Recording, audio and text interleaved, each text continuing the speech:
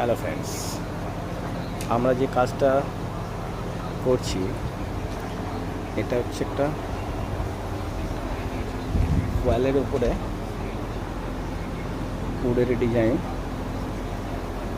Design দিয়ে তারপরে একটা বেসিন তৈরি করা হচ্ছে।